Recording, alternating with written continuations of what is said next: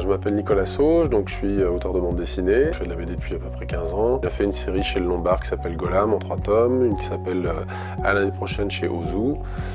J'ai fait une histoire auto-éditée qui s'appelle Deux Chemins. Ça fait déjà plusieurs années que je viens sur Buc pour le festival et que je travaille avec la mairie de Buc sur des projets pédagogiques en cours d'année. C'est juste genre les doigts alignés et le pouce. J'ai fait que 2 traits, mais quelque part j'ai quand même fait une main. L'idée, comme toujours, en fait, c'est à travers la BD, apprendre à représenter les choses, raconter, se comprendre soi-même aussi, c'est-à-dire qu'en sortant des choses qu'on a à l'intérieur, on commence à comprendre un peu mieux qui on est, ce dont on est capable. Et mine de rien, la BD, ce qui est intéressant, c'est que c'est un truc qui est vu comme quelque chose de simple et de divertissement, mais c'est aussi un art qui est très multidisciplinaire, donc mine de rien qui n'est pas si simple que ça à mettre en place. Il y a du dessin, du design, de la narration, de la couleur, donc c'est technique de plein de manières différentes.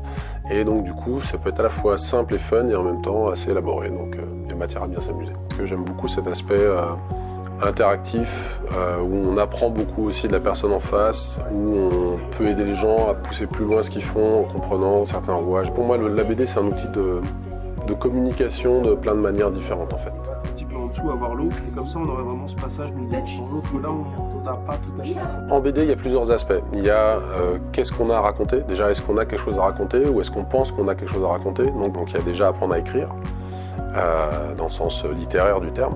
C'est Boulange Fight, c'est une religieuse, un éclair, un chausson aux pommes, du pain avec un croissant, qui se battent pour se faire choisir par un monsieur qui vient à la boulangerie. Et au final, ils se font tous prendre. La morale, c'est qu'on est tous égaux. Et après, il y a la technique.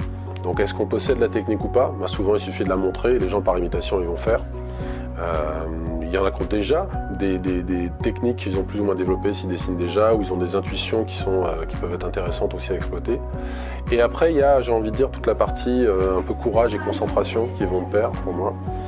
C'est-à-dire apprendre à se rendre compte que pour arriver du point A au point B, en fait, il ne suffit pas d'avoir l'intention, il ne suffit pas de vouloir, il faut structurer son travail pour pas s'essouffler avant la fin. L'idée, c'est de savoir, ok, j'organise mon travail, je fais un storyboard, j'écris mon histoire, je fais des essais de mise en couleur sur des éléments, ça y est, je commence à y voir plus clair, je sais où je vais.